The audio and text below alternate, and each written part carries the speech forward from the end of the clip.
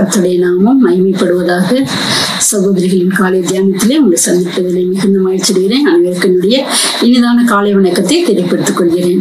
இந்த நாளிலும் நம்முடைய தியானத்திற்காக தெரிந்து கொள்ளப்பட்ட வேத பகுதி ஆதியாகமம் 27ஆம் அதிகாரம். அதிலே சில வசனங்களை வாசித்து நாம் தியானிக்கலாம். இங்கே இந்த கதையை அனைவரும் அறிந்திருக்கிறீர்கள். இருந்தாலும் இதிலே நாம் என்ன கற்றுக்கொள்கிறோம் என்பதை சிந்திக்கலாம். சில காரியங்களை நாம் சிந்திக்கலாம். ஆதியாகமம் 27:1வது வசனம். ஈசாக்கு முதிர் வயதானதினால் அவன் கண்கள் இருளடைந்து பார்வையற்று போன போது அவன் தன் மூத்த குமாரனை ஏசாவை அழைத்து, என் மகனே என்றான். அவன் இதோ இருக்கிறேன் என்றான். கண்பான தேவனுடைய பிள்ளைகளே, இந்த நாளிலும் இந்த கதையை அனைவரும் அறிந்திருப்பீர்கள். இருந்தாலும் இதுல என்னவென்று சில காரியங்களை நாம் பார்க்கும்போது, ஈசாக்கும் ரெபெக்காளுக்கும் பிறந்த 2 பிள்ளைகள் ஏசா, யாக்கோபு.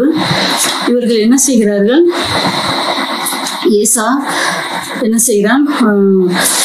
அவனுடைய தொழில் என்னவாக இருந்தது? வேட்டையாடி கொண்டு ஈசாக்கு வாய்க்கு ருசிகரமாக சமைத்து தன்னுடைய தகப்பனாருக்கு கொடுப்பது அவனுக்கு இதுவா இருந்தது. ஆனால் இங்கே யாக்கோபு, அவனை குறித்து பார்க்கும்போது யாக்கோபு குணசாலியும் கூடாரவாசியமா இருந்தான் என்று பார்க்கிறோம். இங்கே ஆதியாகமம் 25:27 வசனத்தை பார்க்கும்போது, அவங்களுடைய குணாதிசயங்களை பார்க்கும்போது, இந்த ஏசாவுடைய குணாதிசயத்தையும் யாக்கோபுடைய குணாதிசயத்தை பார்க்கும்போது, ஏசா இந்த பிள்ளைகள் பெரியவர்கள் ஆன போது ஏசா வேட்டையில் வல்லவனும் வனசஞ்சாரியுமாய் இருந்தான். யாக்கோபு குணசாலியும் கூடாரவாசியும் இருந்தான். இவங்களுடைய காரியங்கள், அவங்களுடைய காரியங்களை இங்கே பார்க்கிறோம். இப்போ இந்த ஏசா வேட்டையில வல்லவனாக விளங்குகிறான். ஆனால் இந்த யாக்கோபு என்ன செய்யறான்? குணசாலியும் கூடாரவாசியுமா இருந்து அவரை குறித்து பார்க்க முடிகிறது. இங்கே அப்போ இவர்கள் வளர்ந்து வருகிறார்கள். யாக்கோபு என்ன செய்கிறார்? முதிர் வயதாக இருக்கிறார். ஈசாக்கு முதிர் வயதாக இருக்கிறார். தன்னுடைய பிள்ளைகளை ஆசீர்வதிக்க வேண்டும் என்பது அவருக்கு விருப்பமாக இருக்கிறது. அப்போ தன்னுடைய மூத்த மகனை ஏசாவை கூப்பிட்டு என்ன செய்கிறார்? ஆசீர்வதிக்க வேண்டும் என்று அவனை கூப்பிடுகிறார். ஆனால் இதை தன்னுடைய மனைவி அதை என்ன செய்கிறார்? பார்த்து கொண்டே இருந்து, மூத்த மகனை கூப்பிட்டு ஆசீர்வதிக்க போகிறார் என்று சொல்லி தன்னுடைய இளைய மகனுக்கு போய் எல்லா காரியத்தையும் சொல்லி என்ன செய்கிறார்? மகனை ஆசீர்வாதம் வாங்கி சொல்லும்படியாக என்ன செய்கிறார்? கொண்டு போகிறார். இங்கே இந்த பிள்ளைகள், அதாவது தகப்பனும் தாயும் பிள்ளைகள் மேல் 2 பிள்ளைகள் தான். ஆனால் அவர்கள் மேல் ஒரே விதமான பாசத்தை காட்டாமல், இங்கே பாருங்கள் 25வது அதிகாரத்திலே 28வது வசனத்தை பாருங்கள். ஏசா வேட்டையாடி கொண்டு வருகிறது ஈசாக்கினுடைய வாய்க்கு ருசியா இருந்ததுனால ஏசாவின் மேல் பட்சமாய் இருந்தான். ரெபெக்காளோ யாக்கோபின் மேல் பட்சமாய் இருந்தான். பாருங்கள், ஒவ்வொருத்தரும் ஒவ்வொரு பிள்ளைகள் மேலே பட்சமா இருக்கிறார்கள். இப்போ 2 பேருமே 2 பிள்ளைகளுமே ஒரே விதமாக நேசிப்பதுதான் நல்லது. ஆனால் இவர்கள் ஒவ்வொரு பிள்ளைகள் மேலே என்ன செய்கிறார்கள்? யாக்கோபு மேலே ரெபெக்காள் பட்சமா இருக்கிறாள். இங்கே ஏசாவின் மேலே ஈசாக்கு என்ன செய்கிறான்? பட்சமா இருக்கிறார். அப்போ இப்படி இருக்கும்போது என்ன ஆகும்? அவர்களுக்குள்ளே ஒரு போட்டி பொறாமைகளோ ஒரு சண்டை வருவதற்கு கூட காரணமாக இருக்கும். அதனாலே நம் பிள்ளைகளை ஒரே விதமாக நேசித்தல் மிகவும் நல்லது. இங்கே அடுத்தபடியாக நாம் பார்க்கும்போது, இந்த கதையை அறிந்ததுனாலே நான் சில காரியங்களை மாத்திரம் உங்களுக்கு சொல்லுகிறேன். இங்கே ரெபெக்காள் என்ன செய்கிறாள்? தன்னுடைய யாக்கோபை என்ன செய்கிறார்? அழைத்து இந்த காரியங்கள் எல்லாம் என்ன செய்கிறார்? சொல்லி போய் இந்த காரியத்தை எல்லாவற்றையும் என்ன செய்கிறேன்? நான் பொறுப்பெடுத்துக்கொள்ளேன், நீ போ என்று சொல்கிறார்.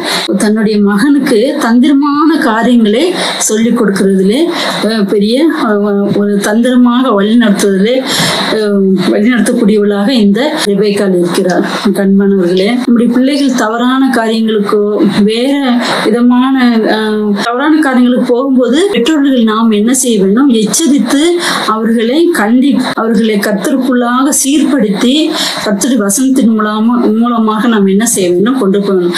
மாறாக நாமே அவர்களுக்கு தந்திரமான காரியங்களை சொல்லிக் கொடுப்பதோ மற்ற காரியங்களை தவறான காரியங்களுக்கு அவர்களை நடத்துவதோ அது நல்லது இல்லை இல்லையா? அதனால இங்கே பாருங்கள், இங்கே அவள் என்ன செய்கிறாள்? பரவாயில்லை, நீ என்ன செய்ய சொல்லி மகனை தவறான தந்திரமான காரியங்களை சொல்லி கொடுத்து தைரியப்படுத்துகிறாள். சொல்கிறார். ஆனால் இங்கே இந்த யாக்கோப் என்ன செய்கிறான்? பயப்படுகிறான். அவன் என்ன செய்யறான்? அப்பா என்னை பார்த்தால் என்னை கண்டுபிடித்து விட்டால் எனக்கு சாபம் வந்துவிடும். பரவாயில்ல, அந்த சாபம் என்னது என் மேல வருதுன்னு சொல்லி மகனை தந்திரமாக சொல்லி அவனை போய் ஏமாற்றி போய் சொல்லிதான் சொல்லி அனுப்பி விடுறதுக்கு தான் என்ன செய்யறார்? ஒரு முக்கியமாக அவள் என்ன செய்யறாள்? வழிநடத்தக்கூடியவராக இருக்கிறார். இப்படிப்பட்ட தவறான காரியத்துக்கு, பொய்யான காரியத்துக்கு நடத்துவது அது மிகவும் தவறானது. அதனாலே பிள்ளைகளை நாம் அவர்களிடத்தில் நம் தவறுகள் ஏற்பட்டால் கூட அதை என்ன செய்ய வேண்டும்? அதை சீர்படுத்த வேண்டும். அவர்களை கடிந்து கொள்ள வேண்டும். கடிந்து சீர்படுத்தி நேர்வழியாக கொண்டு போவதுதான் பெற்றோர்களின் நம்முடைய கடமையா இருக்குது. இந்த ரெபெக்காளை போல நாம் என்ன செய்யக்கூடாது? தந்திரமான காரியங்களை செய்வதற்கு உடந்தையாக இருக்க கூடாது. இந்த நாளிலும் அடுத்தபடியாக பார்க்கும்போது இந்த வசனத்தை பாருங்கள், 19வது வசனத்தை பார்க்கும்போது அவன் சீக்கிரமாக என்ன செய்கிறான்? யாக்கோபு தன்னுடைய தகப்பனிடத்திற்கு போய் நான் கொண்டு வந்துட்டேன் அப்பா, இந்தாங்க சாப்பிடணும்னு சொல்லி சொல்லும் போது என்ன செய்யறான்? இவ்வளவு சீக்கிரமாக நீ வந்துட்டேன்னு சொல்லி கேட்கும் போது என்ன செய்யறான்? 3 முறை அவன் போய் சொல்லுகிறான். 3 முறை தெரிந்தும் துணிகரமாக என்ன செய்கிறான்? தன்னுடைய தகப்பனை ஏமாற்றுகிறான், போய் சொல்லுகிறான். இங்கே பார்க்கும்போது 27:19 பார்க்கும்போது அப்போது யாக்கோபு தன் தகப்பனை நோக்கி, நான் உமது மூத்த மகனாகிய ஏசா, நீர் எனக்கு சொன்னபடியே செய்தேன். உடைய ஆத்துமா என்னை ஆசீர்வதிக்கும்படி நீ எழுந்து உட்கார்ந்து நான் வேட்டையாடி கொண்டு வந்ததை புசியும் என்றான். பாருங்க, முதலாவது நான் ஏசான்னு சொல்லி ஒரு போய் சொல்லிட்டேன். அடுத்து பாருங்க 20வது வசனத்தையும் பாருங்க. அப்பொழுது ஈசாக்கு தன் குமாரன் நோக்கி, என் மகனே, இது உனக்கு இத்தனை சீக்கிரமா எப்படி ஆகப்பட்டது என்றாமன் உம்முடைய தேவனாகிய கர்த்தர் எனக்கு நேரிட பண்ணினார் என்று மறுபடியும் என்ன செய்யறான்? மறுபடியும் தன்னுடைய தாய் சொன்ன தந்திரமான போய் மறுபடியும் துணிகரமாக சொல்கிறான். அடுத்தபடியாக பாருங்கள் 24வது வசனத்திலே, நீ என் குமாரனாக ஏசாதானா என்றான். அவன் நான் தான் என்றான். எத்தனை தடவை, எப்படி இவ்வளவு இதற்கு தைரியம் கொடுத்தது யாரு? அவனுடைய தாய். அதனால்தான் அவன் என்ன செய்கிறான்? தைரியமாக என்ன செய்கிறான்? போய் சொல்லி தன்னுடைய தகப்பனாரை ஏமாற்றுகிறான். ஆனால் அவன் ஏமாற்றுகிறான். பிற்காலங்களில் அவனுடைய காரியங்கள் என்ன செய்யப்படுகிறது? அவனும் ஏமாற்றப்பட. நாம் என்ன விதைக்கிறோமோ அதுதான் நாம் என்ன செய்யறோம் அர்த்தம். அவன் என்ன விதைத்தானோ அவன் ஏமாற்றினான். பின்னாட்களிலே அவன் அதிகமாக ஏமாற்றப்பட்டான். இங்கே அவனை குறித்து பார்க்கும்போது 34 வசனத்திலே பாருங்கள். ஆதியாகமும் 27:34 தன்னுடைய மூத்த மகன் ஏசா அவன் கதறி அழுது தன் தகப்பனிடத்தில் ஆசீர்வாதத்தை கேட்கும் போது அவன் என்ன செய்கிறான்? அவன் தன்னுடைய சகோதரனை எப்படி ஏமாற்றினான் என்பதை, ஏசாவை ஏமாற்றினதை அவன் சொல்கிறான். பாருங்கள் 36வது வசனத்தை பாருங்கள். 27:36 அப்பொழுது அவன் பெயர் யாக்கோப் எனப்படுவது சரியில்லை, இதோட 2 தரம் என்னை மோசம் போக்கினான், என் சேஷ்ட புத்திர பாகத்தை எடுத்துக்கொண்டான், இதோ இப்பொழுது என் ஆசீர்வாதத்தையும் வாங்கி கொண்டான் என்று சொல்லி இங்க பாருங்க, தன்னுடைய தம்பி எப்படி தன்னை 2 முறை என்ன செஞ்சுட்டான்? ஏமாற்றிட்டான் அப்படின்னு சொல்லி மிகுந்த மனகசந்த அவன் என்ன செய்கிறான்? அழுகிறான். சேஷ்ட புத்திர பாகத்தை அவன் தந்திரமாக ஏமாற்றி என்ன செய்தான்? வாங்கி கொண்டான். இப்பொழுது இந்த ஆசீர்வாதத்தை என்ன செய்தான்? அவன் வாங்கிப்படான்னு சொல்லி மிகவும் என்ன செய்யறான்? இவ்வளவு என்னை எப்படி பண்ணிட்டான்னு சொல்லி என்ன செய்யறான்? அவன் பேர் என்ன செய்வான்? அவன் பெயர் யாக்கோப் எனப்படுவது சரியல்லன்னு சொல்லி சொல்லுறான். அப்போ இதற்கெல்லாம் காரணமா இருந்தது யாரு? இந்த ரெபெக்காள் தான். பெற்றோர்களாகிய நாம் இப்படிப்பட்ட காரியங்களிலே மிகவும் ஜாக்கிரதையா இருக்க வேண்டும். பிள்ளைகளை நாம் ஒன்று போல நேசித்தல், அவர்களிடத்தில் பட்சபாதம் பார்க்காமல் ஒரு பிள்ளை மேல் ஒன்றும் ஒரு பிள்ளை அப்படி இல்லாமல் எல்லா பிள்ளைகளும் ஒன்று போல நாம் நேசித்து ஒரே விதமாக அவர்களுக்கு வசனத்தை நாம் அவர்கள் கற்றுக் கொடுக்கவும், மாத்திரமல்ல அவர்கள் தவறும் போது, அவர்கள் வழி விலகும் போது, அவர்கள் தவறான காரியங்களுக்கு ஈடுபடும் போது பெற்றோர்களை நாம் என்ன செய்ய வேண்டும்? அவர்களை சீர்படுத்தி அவருடைய வார்த்தையின் மூலமாக அவர்களை போதித்து நாம் என்ன செய்ய வேண்டும்? அவர்களை நல்வழிப்படுத்துவர்களாக இருக்க வேண்டும். மாறாக என்ன செய்யக்கூடாது? அவர்களுக்கு தந்திரமான காரியங்களை சொல்லிக் கொடுத்து அவர்களை மீண்டும் அவர்கள் என்ன செய்யக்கூடாது?